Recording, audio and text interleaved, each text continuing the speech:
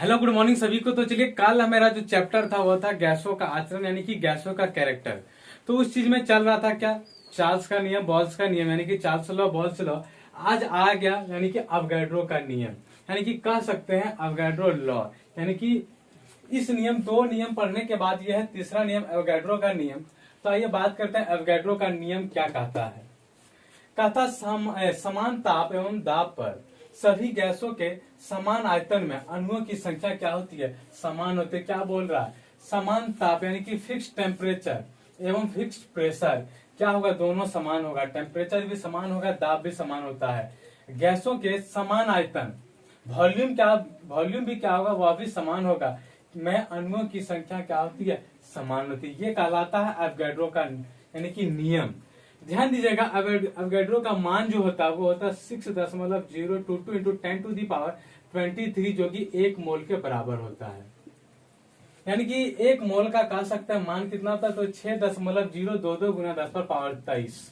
यानी कि ये अवोगाड्रो संख्या भी कहता है। कभी पूछ सकता है अवोगाड्रो संख्या तो कितना होता है, 6.022 गुना 10⁻23। ये कितने के बराबर होता है, तो 1 मोल के ये बराबर होता है। आइए बात करते हैं नेक्स्ट पॉइंट। नेक्स्ट कौन सा है, तो आदर्श गैस की ऊर्जा मोल की संख्या पर क्या करती, निर्भर करती है। ध्यान दीजिएगा, आदर्श गैस जो होता है, आदर्श गैस की ऊर्जा मोल की संख्या पर निर्भर करती है, ध्यान में रखना है। उसके बाद यानी कि गैसों का आचरण बहुत छोटा चैप्टर था।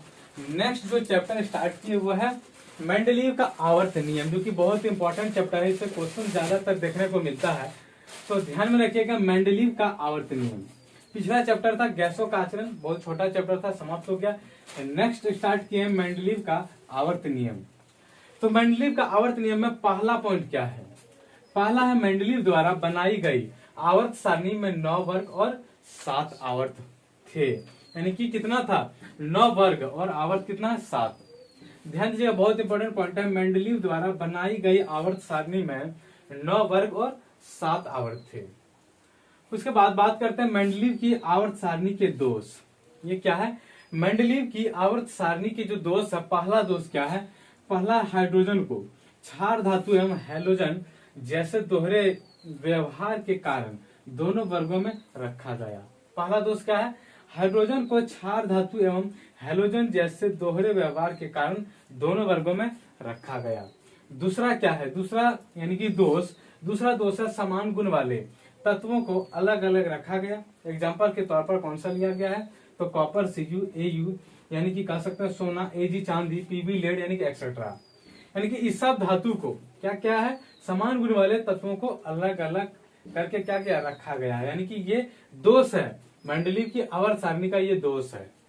तीसरा दोष क्या है, समस्थानिकों के लिए स्थान नहीं है।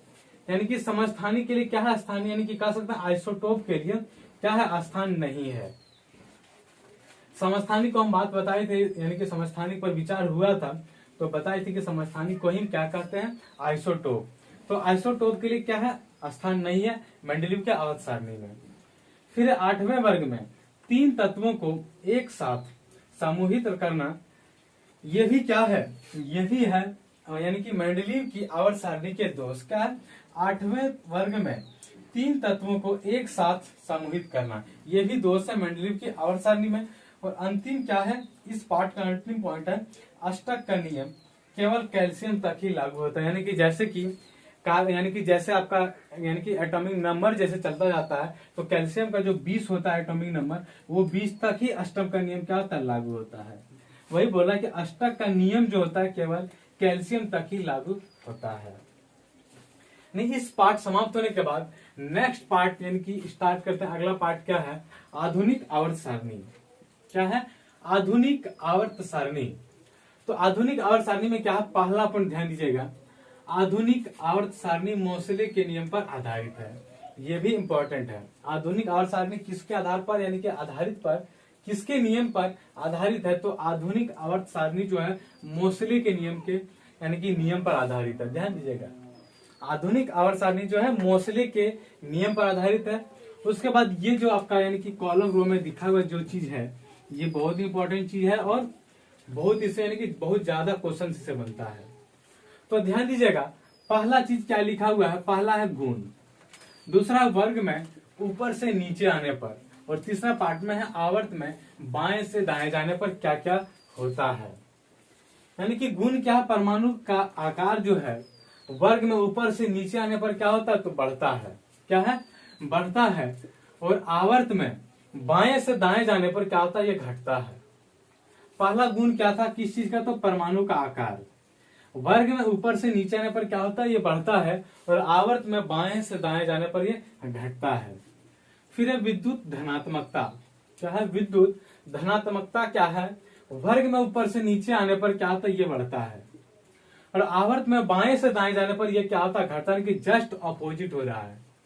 ये भी क्या हो रहा था, वर्ग में ऊपर से नीचे आने पर ये बढ़ता था, आवर्त में बाएं से दाएं जाने पर ये घटता था, जस्ट अपोजिट। ये भी क्या है कि वर्ग में ऊपर से नीचे आने पर बढ़ता है, आवर्त में बाएं से दाएं जाने पर यह भी क्या होता है, घटता है, यानी कि जस्ट अपोजिट ये हो रहा है। फिर आयनन ऊर्जा। क्या है, आयनन ऊर्जा वर्ग में ऊपर से नीचे जाने पर ये क्या होती है, घटती है। तो उसका जस्ट उल्टा क्या हो जाएगा, आवर्त में बाएं से दाएं जाने पर ये बढ़ती है। फिर विद्युत ऋणात्मकता क्या है, यानी कि विद्युत ऋणात्मकता क्या होती है, वर्ग में ऊपर से नीचे आने पर यह भी क्या होती है, घटती है, और आवर्त में बाएं से दाएं जाने पर यह क्या होती है, ये बढ़ती है। उसके बाद है इलेक्ट्रॉन प्रीति। क्या है, लास्ट है इलेक्ट्रॉन प्रीति, यानी कि वर्ग में ऊपर से नीचे आने पर यह क्या होती है, घटती है, और आवर्त में बाएं से दाएं जाने पर यह बढ़ती है। तो ध्यान दीजिएगा, दोनों में कॉम्बिनेशन क्या मिल रहा है, एक तरफ यानी कि जस्ट अपोजिट हो रहा है, ये बढ़ रहा है तो ये घट रहा है, ये बढ़ती है तो ये घटता है, ये घटता है तो वो बढ़ता है, ये घटता है तो वो बढ़ता है, ये घटता है तो वो बढ़ता है, यानी कि जस्ट उल्टा हो रहा है। तो ध्यान में रखना इस सब चीज को, थोड़ा कंफ्यूजन है याद करने में, लेकिन जस्ट उल्टा हो रहा है। एक चीज को याद करने के बाद दूसरा आराम से हो सकता है। उसके बाद बात कर रहे हैं आधुनिक आवर्त सारणी में आवर्त की संख्या कितनी है, 7 है, और वर्ग की संख्या 9 है। ध्यान दीजिएगा, ये भी बहुत इंपॉर्टेंट पॉइंट है। आधुनिक आवर्त सारणी में आवर्त की संख्या 7 है और वर्ग की संख्या 9 होती है। और यहाँ क्या था, कहाँ क्या, यहाँ कहाँ था, यहाँ मेंडलीव द्वारा बनाई गई आवर्त सारणी में 9 वर्ग और 7 आवर्त थी। लेकिन यहाँ ध्यान दीजिएगा, आधुनिक आवर्त सारणी में क्या है, आवर्त की संख्या कितनी है, 7 है, और वर्ग की संख्या 9 है। सेम चीज है। ध्यान दीजिएगा, आधुनिक आवर्त सारणी किसको कहते हैं, वही मेंडलीव द्वारा, यानी कि मेंडलीव द्वारा जो बनाया गया आवर्त सारणी है वही चीज को क्या कहते हैं, आवर्त सारणी। यानी कि ध्यान में ये चीज रखना है कि कहीं की लिखा रहेगा आधुनिक आवर्त सारणी, या फिर कहीं कहीं लिखा रहेगा मेंडलीव के द्वारा। तो मेंडलीव के द्वारा कहे या फिर आधुनिक आवर्त सारणी, दोनों क्या है, एक चीज है। दोनों में आवर्त सारणी कितना है, 9 है, और यानी कि वर्ग 9 है, और आवर्त सारणी कितना है, यहाँ वर्ग 9, आवर्त सारणी 7। फिर आते हैं सबसे अधिक इलेक्ट्रॉन बंधुता क्लोरीन की होती है, यानी कि सबसे अधिक इलेक्ट्रॉन की बंधुता किसकी होती है, तो क्लोरीन की होती है। सबसे अधिक इलेक्ट्रॉन की बंधुता किसकी होती है, तो क्लोरीन की होती है। और है फ्लोरीन की विद्युत ऋणात्मकता सबसे अधिक होती है। ध्यान दीजिएगा, सबसे अधिक इलेक्ट्रॉन की बंधुता क्लोरीन की होती है, और सबसे यानी कि फ्लोरीन की विद्युत ऋणात्मकता सबसे अधिक होती है। तो ये दोनों बहुत इंपॉर्टेंट पॉइंट है। सबसे अधिक इलेक्ट्रॉन बंधुता क्लोरीन की, फ्लोरीन की विद्युत ऋणात्मकता सबसे अधिक।